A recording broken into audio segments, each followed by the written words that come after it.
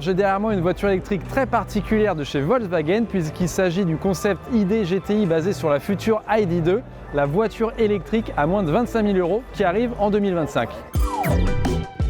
Et alors on peut se dire que pour moins de 25 000 €, il y aura des petites concessions. Franchement pas vraiment, puisque la fiche technique donne vraiment envie, avec une autonomie de 450 km sur le cycle WLTP européen, une recharge ultra rapide de 10 à 80% en 20 minutes seulement avec des bornes qui ne sont pas ultra rapides, 125 kW seulement maximum, et également une habitabilité qui est assez ouf puisqu'il est question d'un coffre de 490 litres. C'est vraiment très grand pour une voiture de ce gabarit, puisque en gros c'est le gabarit à peu près de la Polo, la Volkswagen Polo, mais l'intérieur d'une Golf en termes d'habitabilité, avec en plus le coffre plus grand. Donc vraiment, ça a l'air d'être une très belle voiture. Et là actuellement nous ne sommes pas vraiment en face de la future ID.2, puisqu'il s'agit du concept ID GTI, c'est-à-dire la future ID.2 au format GTI ultra performante en gros.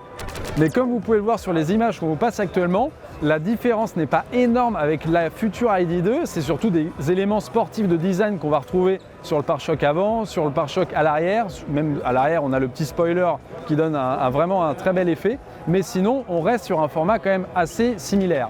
Par contre on ne sait pas vraiment à quoi l'intérieur ressemble, puisque comme vous pouvez le voir, les vitres sont vraiment très teintées. On sait toutefois à quoi ressemble l'ID.2, enfin le concept ID.2 All, qui sera plus ou moins similaire à la future ID.2 de série, mais on peut imaginer que la version GTI va apporter quelques éléments sympas, comme par exemple les sièges, qui auront sûrement la finition emblématique des années 80, les fameux sièges à carreaux rayés rouge et noir, rouge et bleu, rouge et vert.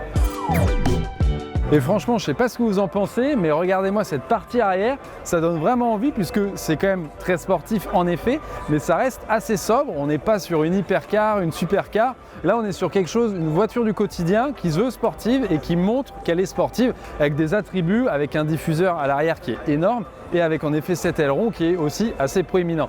Mais pas autant qu'on l'a vu que sur la version ID.2 classique qui sera beaucoup plus sage quand même. Alors au début de la vidéo, je vous ai dit une voiture électrique pour moins de 25 000 €. Oui, mais en gros, moins de 25 000 €, ça serait la première finition de base. Donc déjà, ça ne serait pas la version GTI, ça c'est sûr et certain. Ça serait une version sans trop d'options. Et après, on connaît les Allemands, on connaît Volkswagen. Il y aura bien sûr des finitions, des options qu'on pourra acheter séparément lors de la commande qui feront bien sûr monter l'addition. Mais en face d'elle, on aura la Renault 5 électrique qui sera autour de 25 000, 30 000 € et peut-être la future Tesla Model 2, la future Tesla compacte à voir puisqu'on n'a toujours pas d'informations sur celle-ci.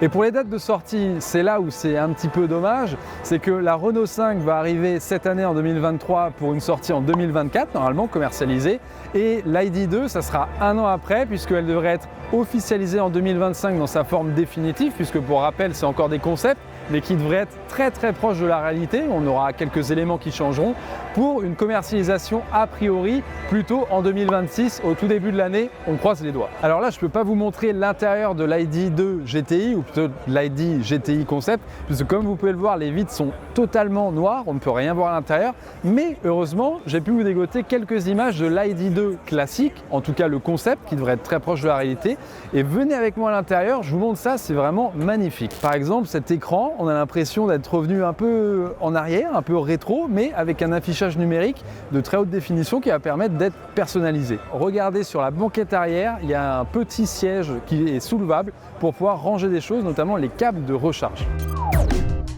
Et donc l'ID.2 est vraiment une très bonne nouvelle chez Volkswagen puisque c'est l'une des premières voitures électriques européennes de masse qui va être vraiment abordable, puisque moins de 25 000 €, c'est l'une des voitures électriques les moins chères.